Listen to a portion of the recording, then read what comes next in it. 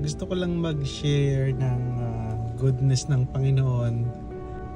Minsan ko na namang napatunayan na God always provide sa lahat ng ating pangangailangan. Dahil nung isang araw, nagpunta kami ng asawa ko sa Goodwill. Yung store na yon ay doon ka makakabili ng mga kung ano-anong mga gamit, mga second hand. We always go there para tumingin ng Bible. Nung nasa loob na kami ng Goodwill store, as usual, doon dumidiretso si Mrs. sa bookshelves at naghahanap agad siya ng Bible doon. But sad to say, wala kaming nakita kahit isa.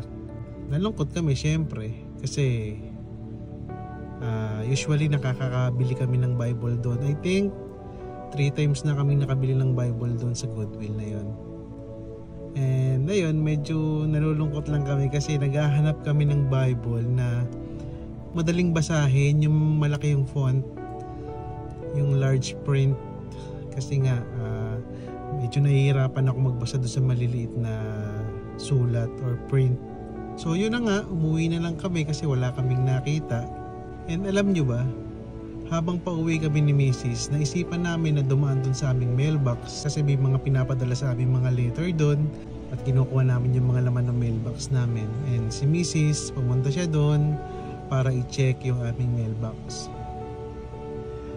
Nakakatuwa lang kasi pagdating ni Mrs. doon sa aming mailbox ay merong nakalagay na 2 Bible. Hindi lang isa, kundi 2 Bible. At ang nakakatuwa pa, yung Bible na nakita ni Mrs. is yung paborito niyang color. Ito yung Bible na yon. Hindi man siya bago, but kung makikita nyo, malaki yung print niya. And nakakatuwa lang kasi hindi lang siya isa kundi 2 siya, may puti pa. Na-realize namin na si Lord, bago mo palang hingiin, ay inihanda na niya. Hindi dun sa timing na gusto mo, but doon sa timing na gusto niya. Kung minsan akala natin may mga doors na sinasara para sa atin, pero hindi pala ganon. Meron palang pine-prepare na mas better si Lord para sa atin. Isipin nyo, hindi lang isa yung nahanap namin o hindi lang isa na Bible yung natanggap namin nung araw na yon, kundi 2 pa. Saktong-sakto sa kailangan namin.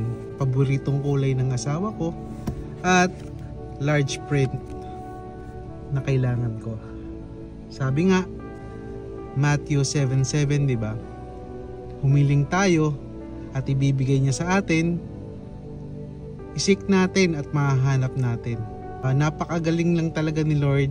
Na-amaze lang kami dahil minsan na naman niyang pinatunayan kung gaano siya nagpo-provide sa lahat ng ating pangangailangan.